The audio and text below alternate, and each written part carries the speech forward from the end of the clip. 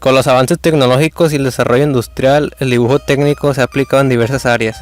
Entre ellas encontramos el dibujo arquitectónico, que se utiliza para el diseño de edificios, casas, carreteras, puentes y cualquier soporte que sea necesario para la comunidad o vivienda de personas. Algunos de los planos que se desarrollan son la fachada, elevaciones, secciones, perspectivas y detalles. Uno de sus usos prácticos se da la elaboración de una planta arquitectónica o fachada de una casa, edificio o cualquier infraestructura. Se pueden apreciar el uso de las líneas visibles o continuas para la representación de las paredes o objetos dentro de una planta arquitectónica. Otro tipo de línea es la línea de cota y extensión, ya que son utilizadas para dar la medida real del objeto, en este caso un edificio, y por último la línea de plano cortante o sección, que es utilizada para señalar un corte en el plano y podría realizarse una perspectiva de este corte. Tenemos también el dibujo mecánico, que se emplea para representar piezas de máquinas u objetos que pueden producirse en serie, tales como automóviles, bicicletas, máquinas industriales.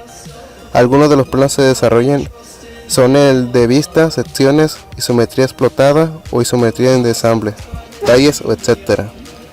Se presenta la línea de cota y extensión para dar a conocer las medidas de la pieza en general, la línea visible o continua, que es los lados visibles de la pieza en sí, y por último la línea oculta, que sería para presentar los lados no visibles de la pieza.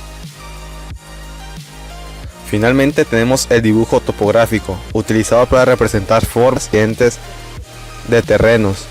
Entre los planos que se pueden realizar se encuentran el planimétrico, que son de accidentes y formas, y el alimétrico, que es de relieve.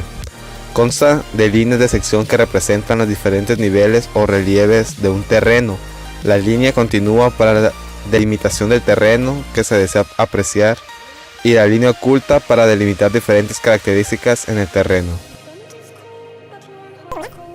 Los polígonos son superficies limitadas por los lados rectos, que se clasifican según la medida de sus lados. Existen los regulares, los cuales son aquellos que tienen sus lados iguales en medida. Contrario a estos, tenemos los irregulares, cuyos lados son de diferentes medidas entre ellos.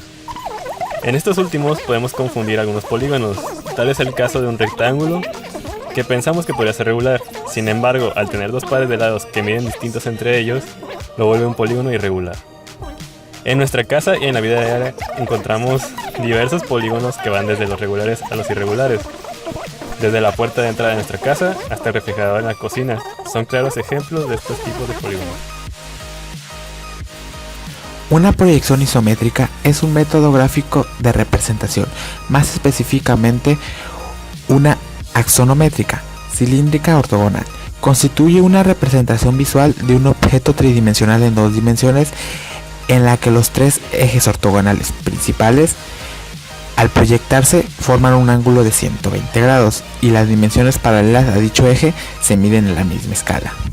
La isometría es una de las formas de proyección más utilizadas en el dibujo técnico, que tiene la ventaja de permitir la representación a escala y la desventaja de no reflejar la disminución aparente del tamaño que percibe el ojo humano.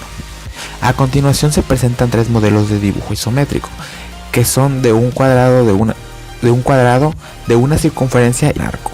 Como se puede apreciar, se utiliza un trazado de los ejes principales de proyección, que se utiliza como referencia para darles la profundidad, el alto y el ancho del objeto. Para la proyección del cuadrado se realizan líneas paralelas a los ejes que dan la profundidad y ancho, ya que no será necesaria una altura. En el modelo de un círculo utilizamos como referencia el cuadrado, marcando sus aristas de extremo a extremo y sus puntos medios para generar 4 centros de arcos para generar una circunferencia. Este método es utilizado de igual manera en el arco simple, simplemente que no se termina la circunferencia.